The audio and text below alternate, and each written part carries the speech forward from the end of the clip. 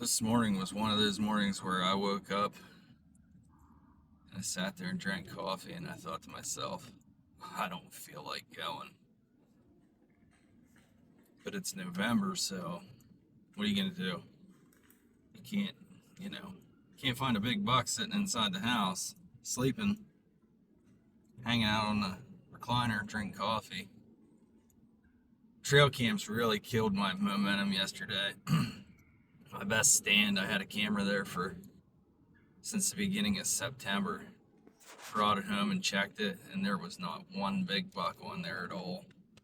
It's the only camera I've had out all year, and I'm starting to think to myself that maybe I don't want to really run cams or rely on them at all anymore. I kind of stepped way back from how many of them I ran, and if that's kind of the impact that it's going to have on how I feel about going to a stand, I don't know. Maybe ignorance is bliss. Maybe I just don't want to know that there was nothing on camera, because that camera is one angle, one tiny snapshot in a moment in time where a deer happened to trigger it. Should I even bother? Or maybe I do bother, but can't take that for the gospel. This stand that I'm going back to that I was in yesterday morning has produced a lot of big buck sightings for me. I killed a buck down in the creek bottom a couple years ago. I know they're there. I saw the sign yesterday coming out, rubs and stuff. And so if I just went purely on that trail camera data, I probably wouldn't even go to this stand again. I've been running trail cameras since they took D batteries. I just don't care about them anymore. I don't have any cell cameras. I think the biggest thing that trail cameras are useful for is learning how deer use an area more so than trying to find the buck. If you put them up in strategic areas where you can see and you think there's movement, sometimes they can confirm things that you would have never thought about. Especially if you are disciplined enough to put one there and let it run all season and not go check it constantly. They're great for new areas where you think that you might want to hunt, but you're not really sure. There's many times that I've found that I put a camera up thinking I was going to hunt a specific area, and they might have only been good for like a week. There's another stand that I want to hunt yet this season that I know for a fact you go there anytime before about November 5th to maybe the 10th, 15th. You get that window there. Any other time you try to hunt that, you're going to think this is the worst possible stand that you could ever go hunt.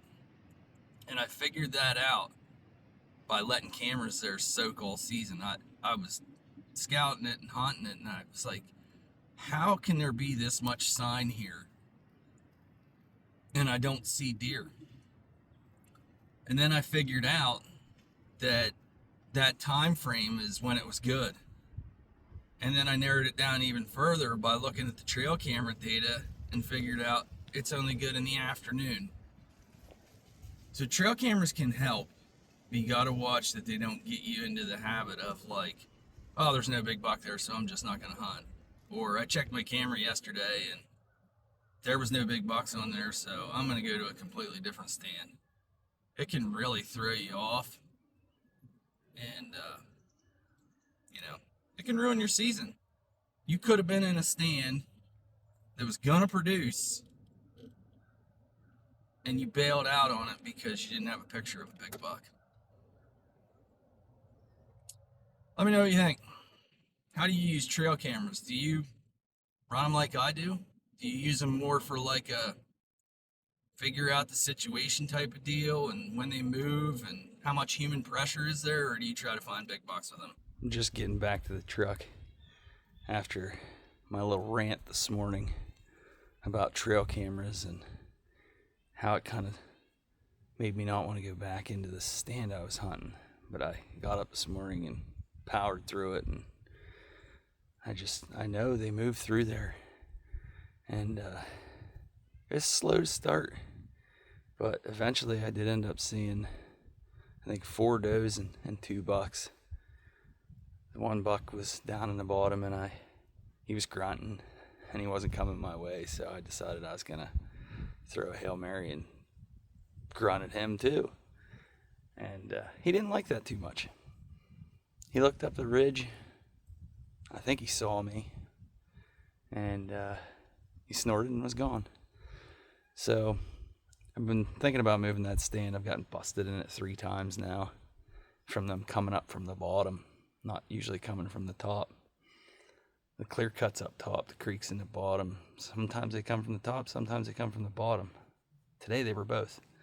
But more than, 3 times now, I've had one come up the point and pick me off in a tree, or when I grunted, they saw me.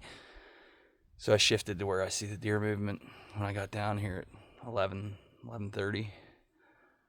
But I just wanted to reiterate that the rant I was on this morning about not letting trail cameras dictate everything you do, I saw it firsthand. I bet you will too. They can walk behind your cameras.